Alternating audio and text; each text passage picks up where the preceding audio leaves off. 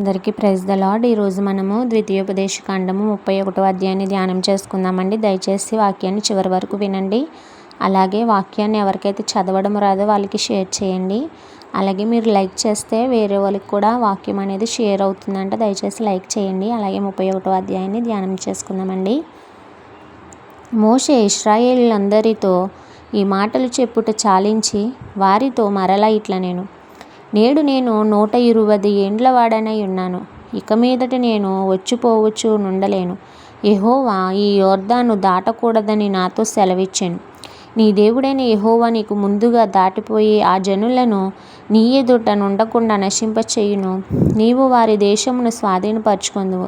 యెహోవా సెలవిచ్చినట్లు యెహోషువ నీ ముందుగా దాటిపోవును. యెహోవా నశింపచేసిన అమోరీయుల రాజైన సీహోనుకును ఓగునుకును వారి దేశమునకును ఏమి చేసెనో ఆ ప్రకారముగానే ఈ జనులకును చేయును. నేను మీకు ఆజ్ఞాపించిన దానిని అంతటిని బట్టి మీరు వారికి చేయునట్లు యెహోవా నీ చేతికి వారిని అప్పగించును. నిబ్బరము కలిగి ధైర్యముగా నుండుము. భయపడకుడి, వారిని చూచి దిగులు పడకుడి. నీతో కూడా వచ్చువాడు నీ దేవుడైన యెహోవాయే. ఆయన నిన్ను విడువడు, నిన్నెన్నడూ ఎడబాయడు. మరియు మోషే యెహోషువను పిలిచి, నీవు నిబ్బరము కలిగి ధైర్యముగా నుండుము. యెహోవా ఈ ప్రజలకిచ్చుటకు వారి పితరులతో ప్రమాణము చేసిన దేశమునకు నీవు వీరితో కూడా పోయి దానిని వారికి స్వాధీనపరచవలెను. నీ ముందర నడుచువాడు యెహోవా. ఆయన నీకు తోడైయుండును. ఆయన నిన్ను విడువడు, నిన్ను ఎడబాయడు. భయపడకుము, విస్మయమొందకుము అని ఇశ్రాయేలీయులందరి ఎదుట అతనితో చెప్పెను.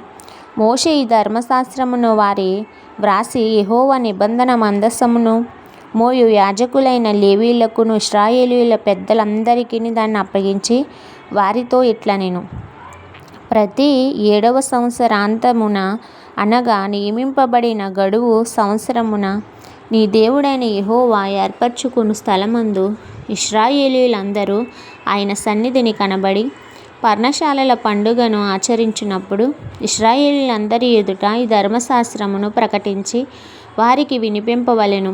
మీ దేవుడైన యెహోవాకు భయపడి ఈ ధర్మశాస్త్ర వాక్యములన్నింటినీ అనుసరించి నడుచుకొనున్నట్లు పురుషులేమి, స్త్రీలేమి, పిల్లలేమి, నీ పురముల్లోనున్న పరదేశులేమి వాటిని విని నేర్చుకొనుటకే అందరినీ పోగు చేయవలెను.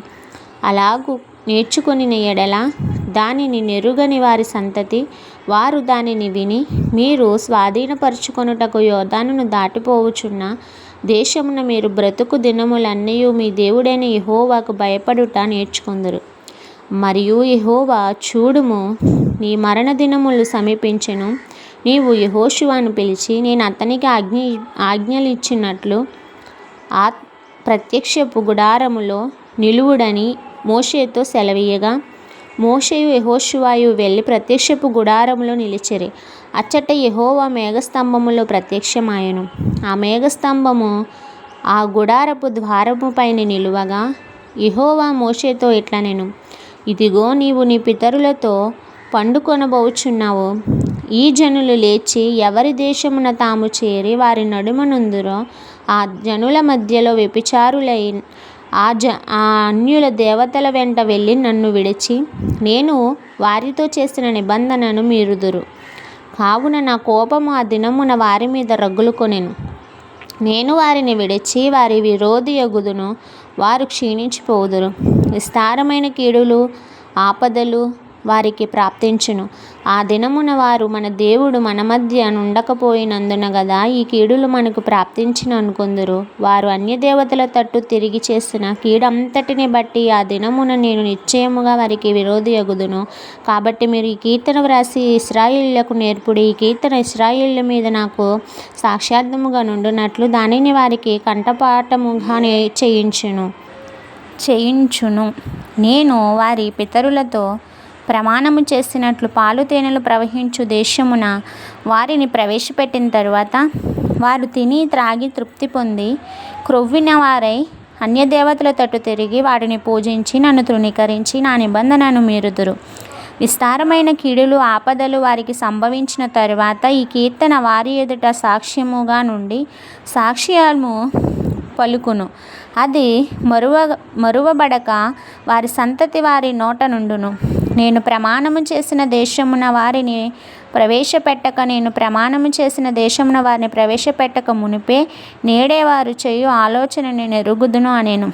కాబట్టి మోషే ఆ దినమందు ఈ కీర్తన వ్రాసి ఇశ్రాయేలీయులకు నేర్పెను. మరియు యెహోవాను నూను కుమారుడైన యెహోషువకును ఇలాగ సెలవిచ్చెను.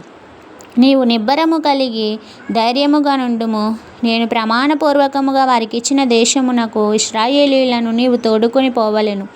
నేను నీకు తోడయుందును.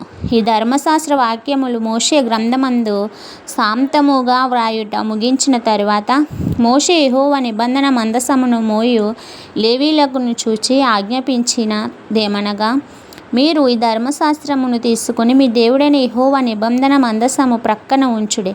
అది అక్కడ నీ మీద సాక్ష్యార్థముగా ఉండును. నీ తిరుగుబాటును నీ మూర్ఖత్వమును నేను ఎరుగుదును.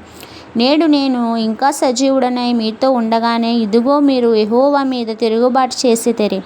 నేను చనిపోయిన తరువాత మరి నిశ్చయముగా తిరుగుబాటు చేయుదురు కదా.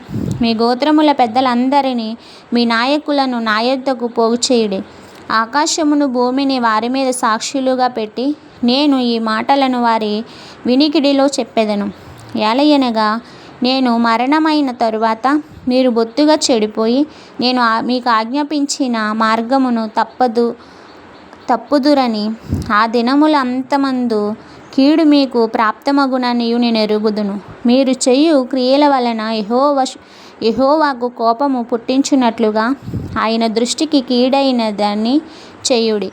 అప్పుడు మోషే ఇశ్రాయేలీయుల సర్వ సమాజము యొక్క వినికిడిలో ఈ కీర్తన మాటలు శాంతముగా పలికెను. ఇంతటితో ఈ పరిశుద్ధ వాక్యము దీవించి ఆశీర్వదించునుగాక. ఆమేన్.